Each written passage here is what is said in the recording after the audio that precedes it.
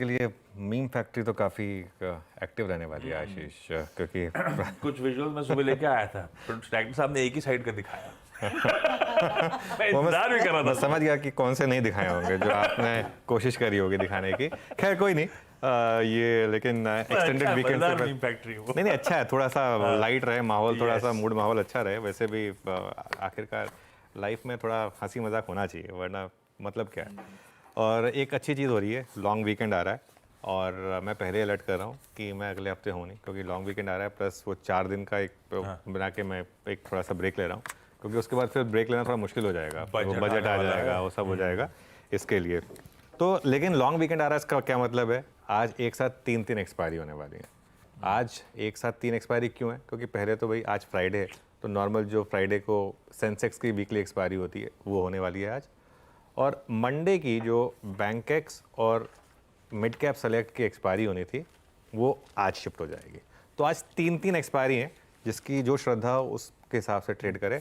और तीनों में कुछ ना कुछ मुझे लग रहा है कि आज मूव्स आपको देखने को मिलेंगे। वैसे ये मार्केट पूरी तरह से राइटर्स की रही है, इस चीज़ को आप ध्यान में रखिएगा। और हो सकता है आज भी राइटर्स ही एक्टिव रहें, क्योंकि जिस तरीके से गिफ्ट निफ्टी के संकेत आ रहे हैं और लॉन्ग वीकेंड है, अग्रेसिव पोजिशनिंग शायद इंडेक्स पे बहुत ज़्यादा बने नहीं। अब करना क्या है?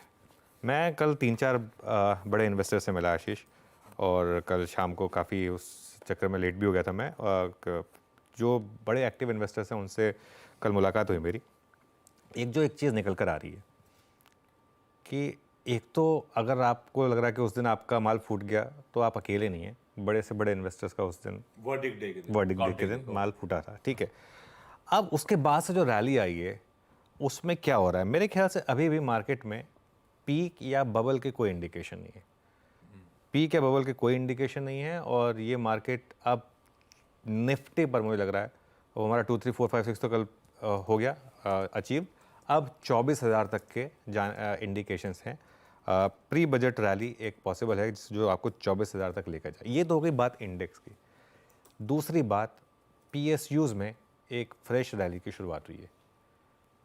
मार्केट में जो चल रहा था वही चल रहा है। उस दिन लोगों ने क्या एक व्यू बना लिया था, बहुत लोगों ने व्यू बनाया था कि अब ये एक अलग टाइप की सरकार होगी, अब ये वो जो पिछली मोदी 1.0 है, मोदी 2.0 वो नहीं होगी। लेकिन एक चीज़ तो क्लियर हो गई, पिछले एक हफ्ते से कुछ नहीं बदला है, सब सेम है। कल डिफेंस मिनिस्टर की स्टेटमेंट आई, उसके बाद आपने देखा किस तरीके के मूव्स आए। रिजल्ट वाले दिन बड़े से बड़े इन्वेस्टर्स ने अपने पीएसयूज के शेयर्स पैनिक में बेचे हैं, बड़े से बड़े इन्वेस्टर्स ने, ठीक है। और धीरे धीरे वो वापस अब उनको लेना शुरू कर रहे हैं। थोड़ा टफ हो जाता है, एक बार आप बेच देते हैं ना ऐसे शेयर्स को, उसके बाद किसी भी लेवल पर उनको वापस लेना थोड़ा टफ हो जाता है। यही एक रीज़न है कि पीरियोडिकली बारी बारी एक एक करके एक पीएसयू सेक्टर चल रहा है, ठीक है। कल डिफेंस मिनिस्टर ने अपना कामकाज संभाला, आती उन्होंने एक स्टेटमेंट दी। कल हम सीएनबीसी आवाज़ पर थे जब 2 बजे वो स्टेटमेंट आई।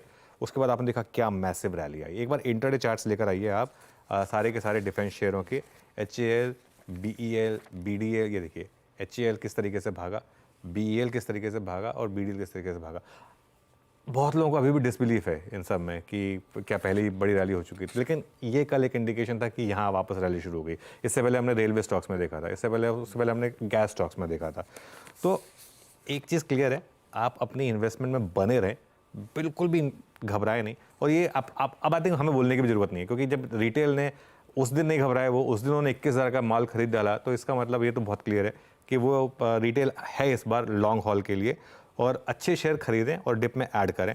और एक चीज़ मैं बार बार कहता हूँ ना, अगर आपको गलती करनी भी है ना तो ट्रेंड के साथ करें। बेयर मार्केट में गलती करनी है शॉर्ट साइड पर करें, बुल मार्केट में गलती करनी है तो लॉन्ग साइड पर करें। उसका फ़ायदा क्या होगा? फॉर एग्जाम्पल, अगर वो आपने वो टेबल देखी थी, उसमें आपने अगर किसी भी दिन हाईएस्ट पॉइंट पर भी लिया था और मार्केट जाकर लोएस्ट पॉइंट पर बंद हुआ, अगले दिन मार्केट ने आपको बेल आउट कर दिया, ठीक है ना। तो अगर आपने हाईएस्ट पॉइंट पर भी ले लिया, किसी भी टाइम आपको लगा कि मैं तो हाईएस्ट पॉइंट पर ले लिया, तो भी बाजार आपको नुकसान नहीं होने देगा, प्रॉफिट इवेंचुअली करा के देगा।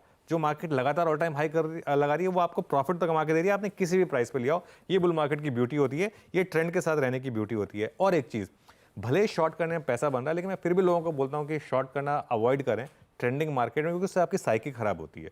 ट्रेंड अपसाइड का है तो ज़्यादा पैसा जो है वो आपका अपसाइड पर ही बनेगा। FIs ने काफ़ी शॉर्ट्स कवर करें। ये हमारी बात हुई थी जब 16-17% लॉन्ग थे, वो 3.5 लाख शॉर्ट हो गए थे कि ये सब शॉर्ट्स कवर होंगे। काफ़ी हद तक शॉर्ट्स कवर हो गए। अभी भी कुछ कॉन्ट्रैक्ट्स हैं शॉर्ट साइड पर, और ये मेरा एक मानना है कि जब तक ये शॉर्ट्स हैं इंटैक्ट, रैली कंटिन्यू करेगी उससे होगा क्या, क्योंकि जैसे ही मार्केट लोअर लेवल पर आएगी ये शॉर्ट्स कवर करने को आ जाएंगे, जो फंसे हुए शॉर्ट्स हैं वो कवर करने को आ जाएंगे और वहाँ से फिर रैली आएगी। तो इसके लिए मिड कैप और स्मॉल कैप में तो बहुत बड़ी तेज़ी है, वहाँ तो घबराना ही नहीं है। लेकिन इवन इंडेक्स में भी अगर आपको गलती करनी है तो लॉन्ग साइड पर करें, हाँ ऑब्वियसली एक स्टॉप लॉस लगाएं। बिल्कुल ठीक, ये है मार्केट्स का मूड। और जहां तक